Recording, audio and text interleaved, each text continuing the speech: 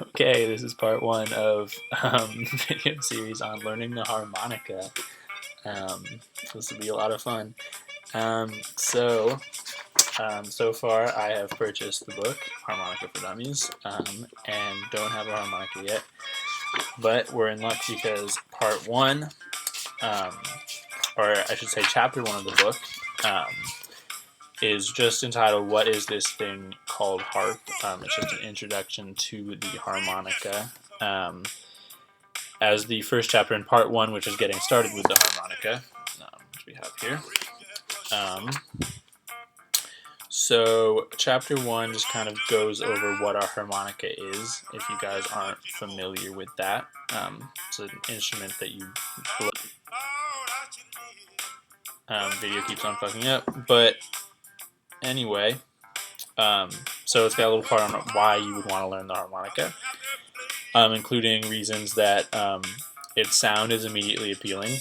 It automatically sounds good no matter what you do, supposedly.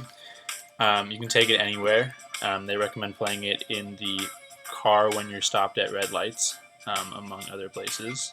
As well as it being cheap, it's close and intimate. It gives you the allure of an outsider, which I thought was pretty cool. I didn't know that. Kind of like a rebel lone wolf type. And it's got a long tradition, so hopefully we'll be learning about some of the history as these videos progress. So next it kind of goes into what you need to start playing the harmonica, which is a harmonica, your body, and practice. So I have all of those, or will be practicing later. And then it talks about, kind of step by step what the chapters are going to go through. So different techniques, different styles of harmonic playing. Later chapters will give songs that you can learn. And then it brings up this kind of abstract concept of the harmonica village, which doesn't actually exist, but it's like where you would hypothetically go to. Everybody would love harmonica, and it sounded like kind of a cool place. And then it talks about sharing music, which they'll talk more about in chapter 16, about how to overcome stage fright and like amplifying your music and all of that. And then it briefly touches on how to that you're gonna need to repair your harmonica, which chapter 18. So you got that to look forward to. So that was basically all chapter one covered. Chapter two, luckily, is talking about what to look for when buying a harmonica. So hopefully I might actually have a harmonica by then. That was basically it. I mean, there was also an introduction that talked about kind of the book setup. They've got a lot of nice fucking video keeps dying. Talking about like video tutorials they have online.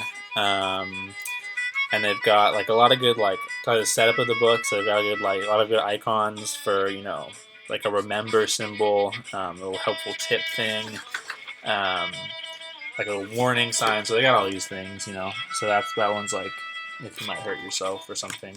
And then chapter one also touched on the history of the harmonica a little bit. Supposedly the earliest instruments to use reeds to make noise were probably in Southeast Asia, around the time of the Stone Age.